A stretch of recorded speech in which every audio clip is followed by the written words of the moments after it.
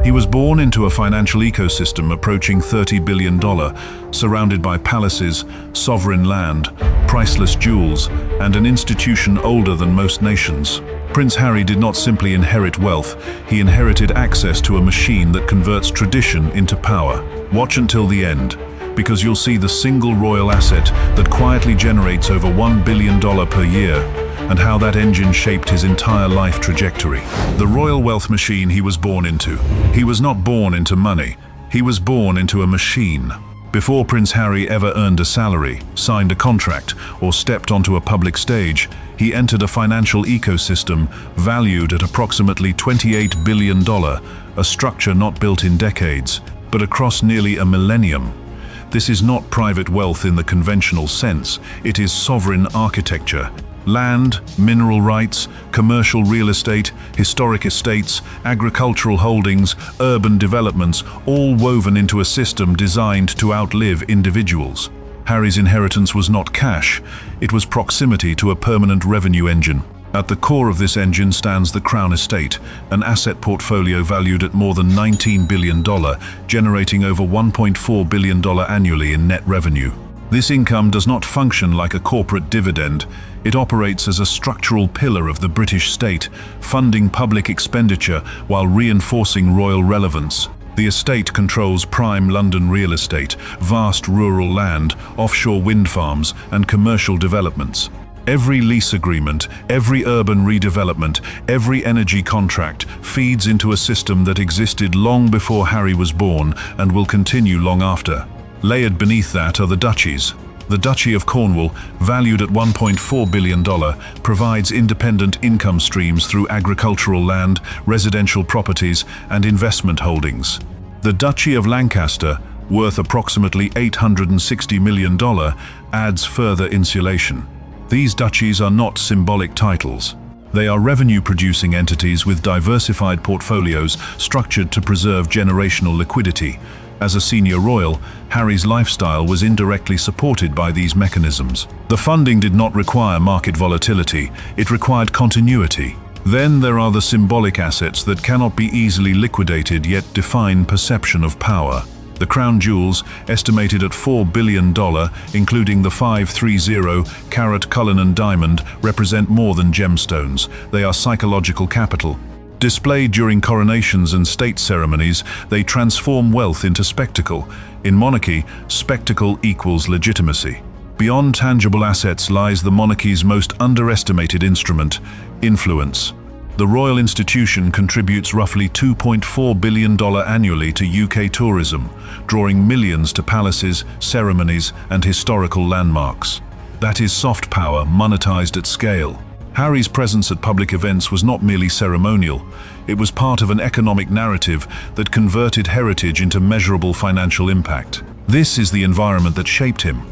A system where land produces income, jewels produce symbolism, and public appearances generate economic return. Wealth here is not about accumulation, it is about preservation and projection. The deeper question is not how much Prince Harry inherited in direct funds, but how much leverage came from being born inside a structure designed to manufacture influence indefinitely. Do you think institutional wealth like this is stronger than private billionaire fortunes?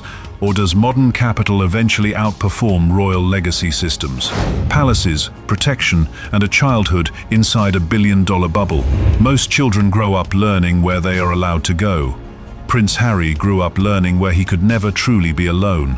His childhood unfolded inside Kensington Palace, a 775-room royal complex in the heart of London, valued at over $1 billion, where gilded ceilings and Baroque architecture concealed something far more significant than beauty: permanence. Designed in the late 17th century, the palace is not simply a residence. It is an institutional fortress embedded within the capital itself. Behind its ornate facades are private apartments, restricted corridors, layered security checkpoints, and surveillance systems that operate quietly, constantly. For Harry, this was not history, it was home.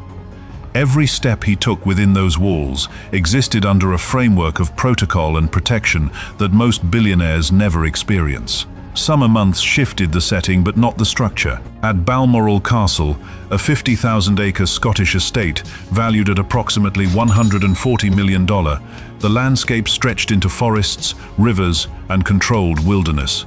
The estate offered hunting grounds and private fishing waters, but it also provided distance from public scrutiny. Vast land ownership creates natural security buffers.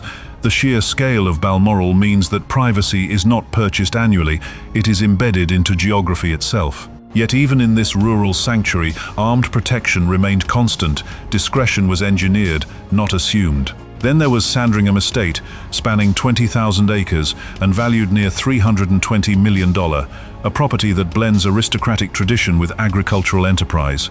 It is both a private retreat and an operational estate, generating income through farmland and managed resources. Harry's upbringing within such environments meant exposure to wealth, not as flashy display, but as structured land control. Land at this level is not sentimental. It is strategic capital passed forward across generations. At Highgrove House, purchased decades earlier for the equivalent of $3 million today, another layer of controlled comfort emerged. The estate includes organic gardens and renewable energy features, but more quietly, it contains a reinforced 20-foot steel-lined panic room designed to withstand crisis scenarios. This detail reveals the hidden truth of royal life. Vulnerability travels with visibility.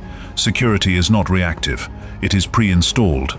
Protection extended beyond architecture. Harry's movements were supported by round-the-clock armed officers, funded through state mechanisms. Helicopter transport alone cost approximately $2.5 million per year, ensuring rapid movement between estates without exposure to unpredictable risk. Motorcades were choreographed, routes pre-cleared, contingencies mapped in advance.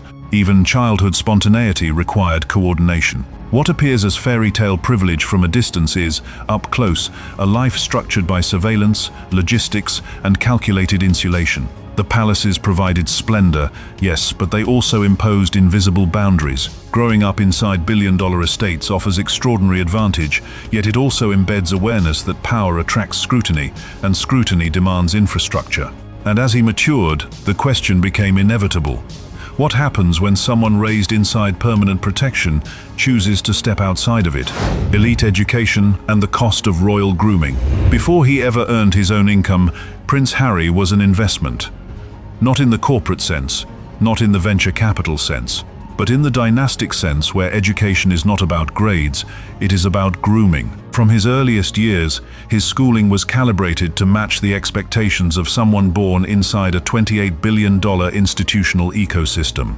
Every classroom, every headmaster, every environment was selected not merely for prestige, but for positioning. His early private education cost more than $20,000 per year, placing him within Britain's most exclusive preparatory networks. These schools were not simply academic institutions, they were filters. Entry meant access to future lawmakers, financiers, aristocrats, and military leaders. Relationships formed at this level often outlast careers. In elite systems, peer groups are long-term capital. Then came Eton College, where annual tuition exceeds $53,000 per year, excluding supplementary expenses, travel logistics, and security coordination. Eton is not just a school, it is a pipeline.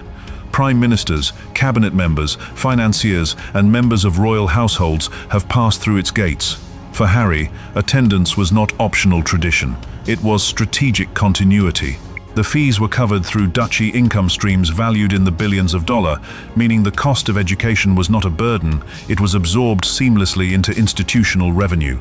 Yet the visible tuition was only a fraction of the true cost. Security personnel monitored movement, advanced teams assessed travel routes, risk assessments shaped routine. Even boarding school life required controlled exposure. For a student in his position, anonymity was impossible. Classmates may have shared dormitories, but his life unfolded under surveillance protocols unseen by others. His gap year was equally curated.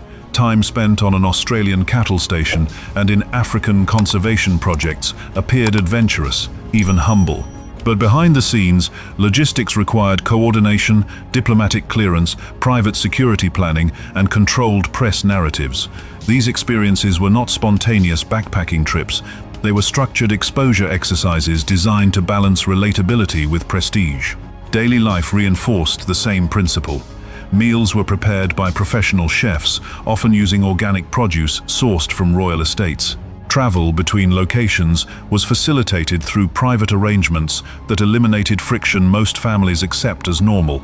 Convenience was engineered. This is the hidden layer of elite education.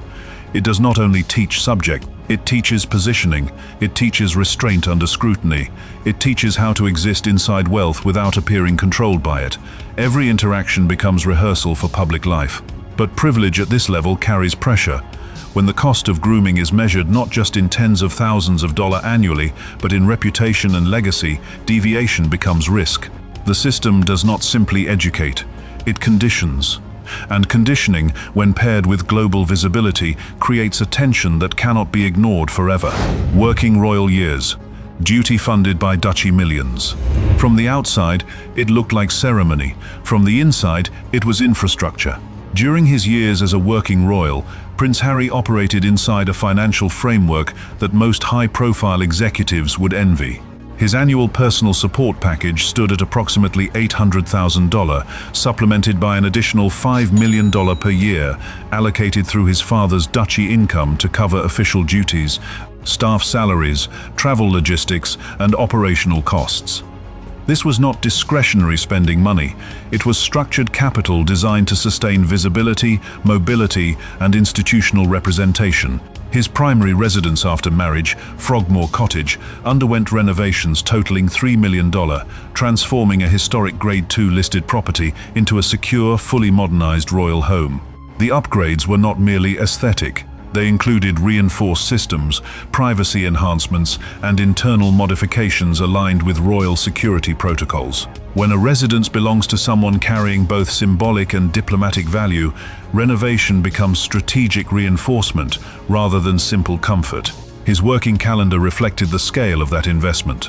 Between 2006 and 2019, he averaged more than 90 official engagements annually. These were not casual appearances. They included military commemorations, diplomatic receptions, charity launches, and international tours. Travel occurred primarily via helicopter or private aircraft, not indulgence, but efficiency layered with security calculation. Each movement required advanced planning teams, protective details, and coordination with host governments. Helicopter transport alone can cost thousands of dollars per hour, yet within the royal framework, it was integrated into operational budgets. Military service added another dimension.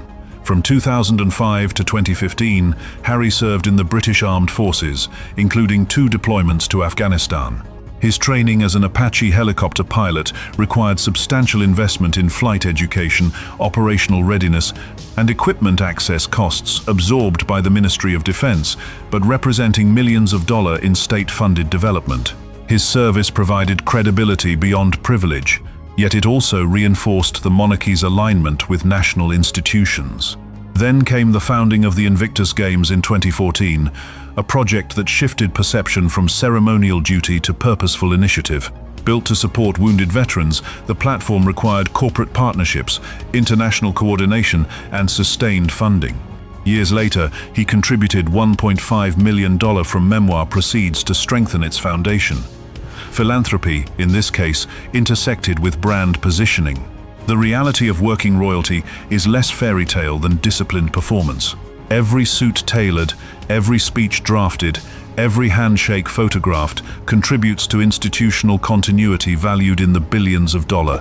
Privilege is visible, obligation is relentless. But when someone accustomed to that scale of structured support decides to step away from it, the safety net disappears and the real cost of independence begins to surface. Stepping away and building a $60 million independent empire. The real shift did not happen inside a palace. It happened the moment Prince Harry walked away from guaranteed institutional funding and stepped into the volatility of personal capital.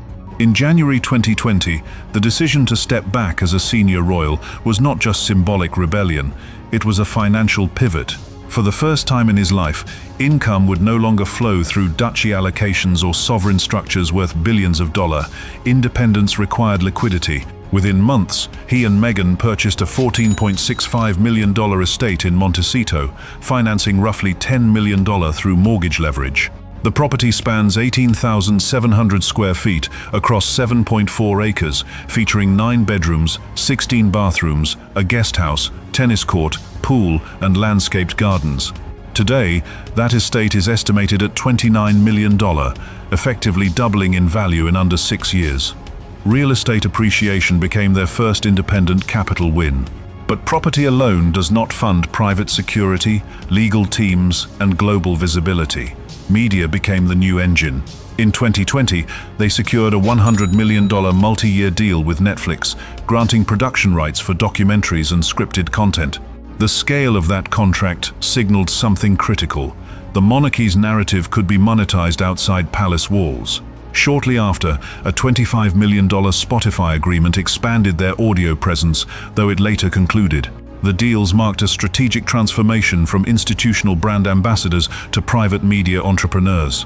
Then came the memoir. Spare earned a reported $20 million advance, becoming one of the fastest-selling non-fiction books in publishing history. Beyond immediate revenue, it converted personal history into asset-backed storytelling. Public attention, once managed by royal press offices, now translated directly into royalty payments. Speaking engagements further diversified income. Appearances command up to $750,000 per event, positioning Harry within the same premium circuit as global CEOs and former heads of state. Each speech monetizes lived experience once absorbed by public duty. Influence, when detached from institution, becomes premium access. Legal settlements also contributed to liquidity. In 2025, victories against UK tabloids reportedly added $12 million to personal wealth. Litigation, in this context, was not only reputational defense but financial recalibration. Today, his estimated net worth stands near $60 million, built from inheritance, intellectual property, and strategic contracts. It is a fraction of the royal ecosystem he left behind, yet it represents something fundamentally different: private autonomy. The deeper tension remains compelling. Can a figure shaped by a $28 billion institutional system sustain long-term influence without it? Or does independence, while lucrative, slowly dilute the gravitational pull of monarchy-backed power? Luxury assets, vehicles, and the cost of security outside the palace. When the palace security detail disappeared, the expenses did not. They multiplied. Outside the institutional umbrella of a monarchy, valued in the tens of billions of dollars, Prince Harry's lifestyle did not shrink, it recalibrated. The Montecito estate may represent independence, but independence at this level comes with private balance sheets carrying public visibility. Inside the gates, parked discreetly along curved driveways, sits a vehicle collection valued at over $700,000. These are not random acquisitions. They are carefully aligned statements. A $212,000 Land Rover Defender preserves connection to British heritage and rugged symbolism. A $175,500 Porsche 911 introduces performance precision, while the $141,500 Mercedes-Benz G-Wagon projects authority in a market where status is measured instantly. The $148,500 Range Rover Autobiography reinforces executive stature, and the $67,095 Audi e-tron adds a layer of environmental consciousness. Each vehicle blends utility, image, and narrative control. But cars are surface-level assets. Jewelry, in elite circles, carries deeper financial coding. Meghan's engagement ring, estimated at $250,000, incorporates diamonds from Princess Diana's personal collection. That detail transforms it from ornament to legacy instrument. Beyond the ring sits a portfolio of inherited and gifted pieces exceeding $500,000, including high-end Cartier designs and diamond-set accessories. Jewelry in royal-adjacent families often functions as portable wealth, compact, transferable, and symbolically dense. It stores value while communicating lineage without words. Yet the most consequential line item is neither parked nor worn. It is invisible and relentless: security. After stepping back from taxpayer-funded royal protection, Prince Harry now reportedly finances approximately $2 million per year in private security infrastructure. That figure covers armed personnel, surveillance systems, armored transport, risk assessments, and controlled access protocols. In California, celebrity visibility combines with political legacy to elevate threat exposure. Protection becomes non-negotiable. Unlike palace budgets absorbed by state mechanisms, these costs now draw directly from personal capital. Overlay these expenses against an estimated $60 million net worth as of 2026, built from inheritance distributions, a $100 million Netflix agreement, a $20 million memoir advance, high-fee speaking engagements, and additional settlements. On paper, liquidity appears strong. But unlike the Crown estate generating over $1 billion annually without personal effort, this wealth requires continuous engagement contracts, negotiations, public relevance. Institutional capital compounds through land and law. Personal capital compounds through performance and perception. This is the hidden tension in post-royal independence. The assets are impressive, the autonomy is real, but the insulation once provided by a centuries-old structure must now be purchased annually. Private freedom, at this level, carries operational overhead measured in millions of dollars every year. So here is the deeper question. Is a self-built $60 million empire more powerful than access to a $28 billion institution? Or does the true advantage still belong to those who never have to fund their own fortress? Let me know what you think. Prince Harry's journey reveals 3 strategic lessons about modern elite wealth. First, legacy capital is more powerful than liquid cash. Institutional assets, land portfolios, sovereign estates, and controlled income structures create durable influence across generations. Second, security is a permanent line item. Whether inside palaces or in California, protection infrastructure costing millions of dollars annually reflects how visibility increases risk at the highest levels. Third, narrative control is an asset class. Media deals worth $100 million show how reputation can be monetized once institutional backing is replaced by personal brand leverage. Across Asia's ultra-wealthy dynasties and global power families, money is rarely spent for display. It is allocated to sustain control, shape perception, and secure long-term positioning. If you appreciate deep strategic breakdowns of hidden wealth systems, consider liking and subscribing. In Part 2, we'll examine another royal figure whose inheritance may eclipse even this scale, but whose strategy for preserving power is far more calculated.